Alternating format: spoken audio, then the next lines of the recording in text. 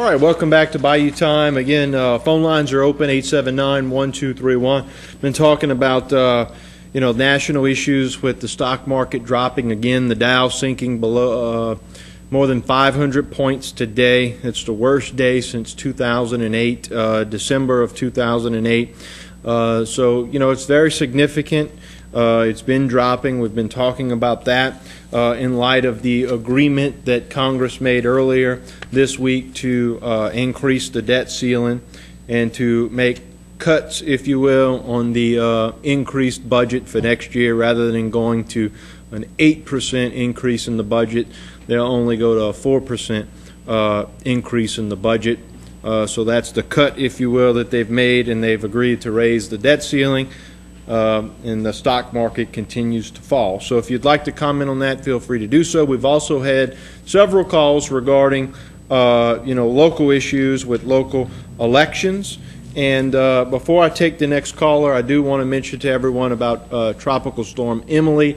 It has been downgraded to something under a tropical depression, so it's not even a tropical depression now. It's just an area, a low area, really just rainfall at this point in time. And there you see the coordinates, and it may regain some strength at some point in time and may develop into a tropical depression or a tropical storm, but the forecast still pretty much all takes it up the east coast on the eastern side of Florida into the Atlantic Ocean. So there you see it there. So just wanted to let everybody know that Emily is no longer a tropical storm. It's less than a tropical depression at this point in time. So not much really to worry about at this time, other than to keep monitoring the tropics as we always do in this neck of the woods. And what we'll do now is we'll go back to the phone lines. Hello, welcome to Bayou Time. Thank you for holding. Hello. Hello, welcome to Bayou Time. You're on the air. Hello? Yes, sir. Hello, Jason? Yes, sir. Go ahead, please.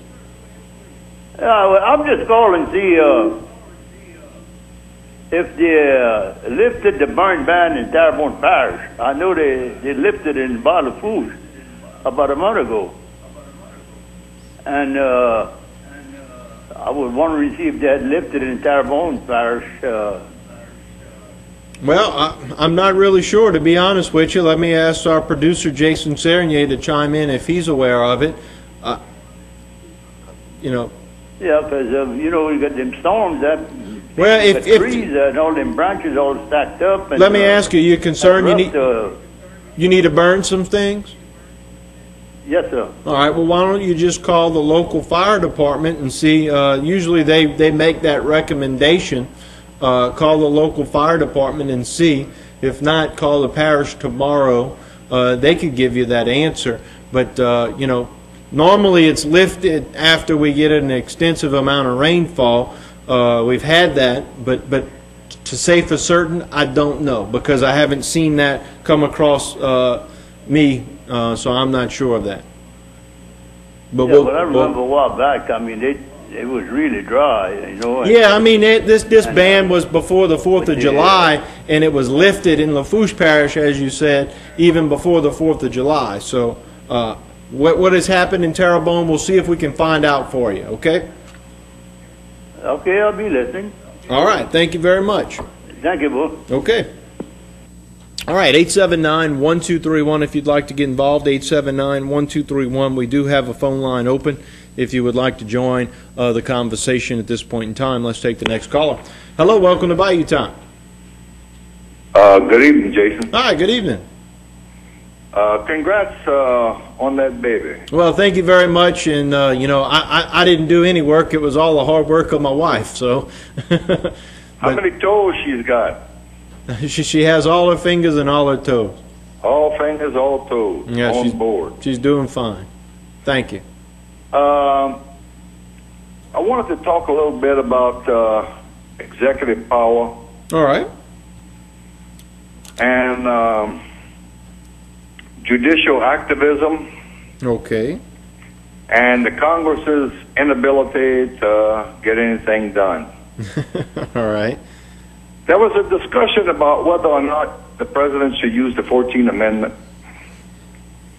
And the 14th Amendment simply stated, I guess, says that you can't question the public debt. It has, whatever Congress by law passes, that debt has to be paid for, period. 14th Amendment. So if Congress can't get anything done, some of the Republicans was saying, well, if you don't like what we're doing in Congress, go ahead and daring him to use the 14th Amendment. But, you know, if you use the 14th Amendment, somebody has to decide on that. And then I just believe that you're putting the decision by the Constitution given to Congress. Congress is the one that's in charge of the purse strings. Right. And you're just usurping the Constitution by trying to get the Justice Department involved and trying to force the executor's hand to do what the Constitution says Congress has to do. Right, and that's the political games that everybody was playing. I mean, each side was playing it, but I don't think it's going to get to that point at this time because they've ultimately decided to raise the debt ceiling. But that was going to be the fear if they didn't reach some sort of agreement and they had to default on some of these bills. Then, you know, the president and the executive branch was saying, well, we'll have the authority to go ahead and decide who's going to get paid. And I think, you know, that's probably what the Republicans would have wanted to happen, so they could blame the president and the Democrats for deciding who doesn't get paid, if you will. That was just, you know, another way to play the blame game.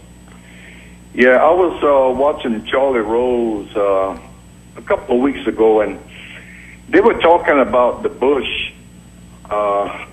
housing initiative. Okay.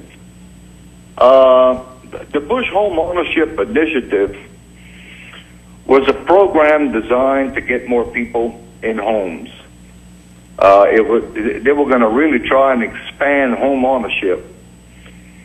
And, you know, at the time this was first proposed, we had a surplus. There was a lot of money. It was a chance for the government to make money. And so they deregulated the industry. And Wall Street went crazy with derivatives and all kinds of financial instruments that made it a lot easier to obtain credit. And then, like AIG, they took all these loans.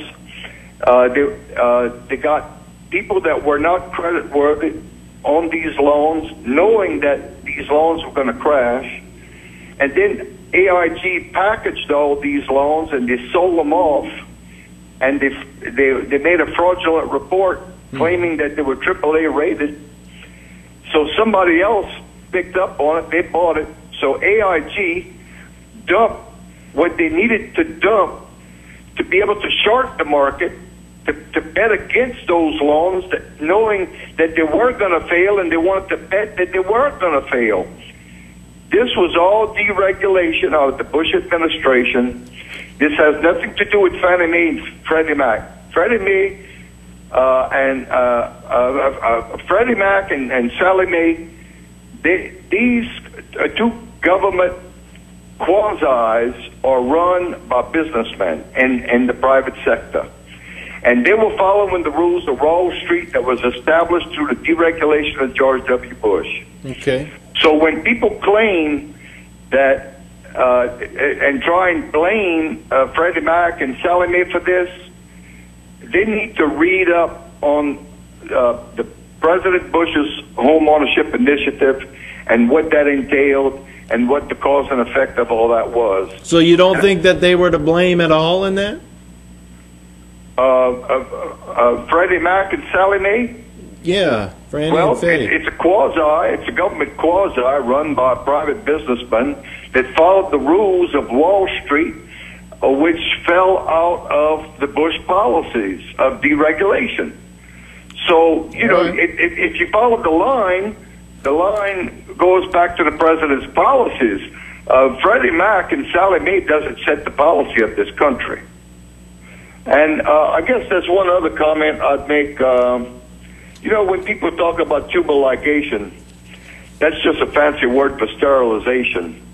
And there was a conversation that came out Tuesday about sterilization and some insinuation and something like this here. But the fact is that some people do support a form of sterilization.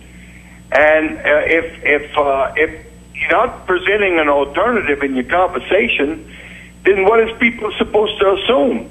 Mr. Jimmy was only assuming facts that was presented to him.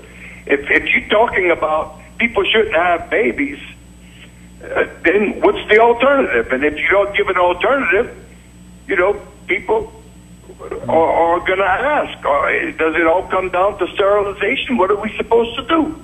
I'm not sure if I'm following you because I didn't see the show on Tuesday night. Sure, Jimmy will. Yeah, but I'm not understanding your point. It all comes down to personal responsibility and accountability again. And that whole issue has to deal with the taxpayers and society as a whole having to foot the bill for people who continue to make poor decisions in their lives because they have no accountability and no responsibility for whatever reason. And so since then, and because of the ongoing problem we've had, you've had several legislators who have taken the position that, well, we need to step in and make the choice for them. Whether you agree with it or disagree is possibly a moral issue that you have to deal with and have to make a decision on your own. Well, you know, if you create a law that says you can't have sex and have babies, you're going to have more abortions in this country, Jason. You cannot make a law prohibiting sex. So what are you going to do? Well, I don't think the law would be to prohibit sex. Well, tell a person they can't have a baby, a second baby, or a third baby, or a fourth baby. Oh, I agree with you. And I don't think the law was designed for that. It was designed, or the proposed law that the particular legislative member put forth was that those people who choose to just simply live off the government and not do anything of their own, who can barely take care of themselves as it is, okay, that it might not be a good idea for them to bring another living party into this world that they're going to have to support whenever they can't even take care of themselves. And again, that becomes a matter of accountability and responsibility. Well, I think we're the victims of all great societies of history. Well, you're right. You're right. I mean, everybody, we can't control the things that everybody's going to do. That's right.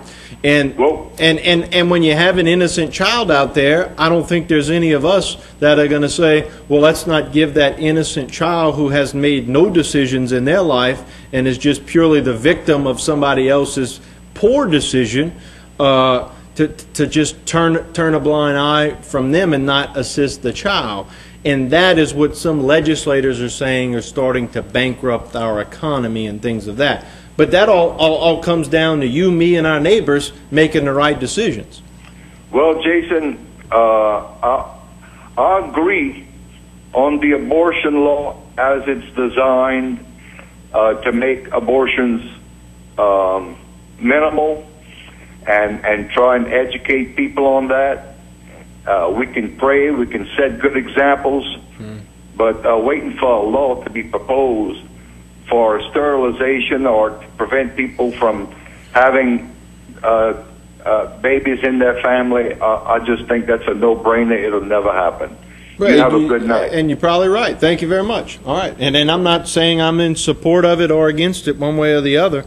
That's just, what the caller brought out. She was in favor of it, and so we were just having that conversation. But I appreciate, and that's probably going to be a good topic that would take up a whole show. We need to take a break, Mr. Sarnier's telling me. I have a couple of callers on the line.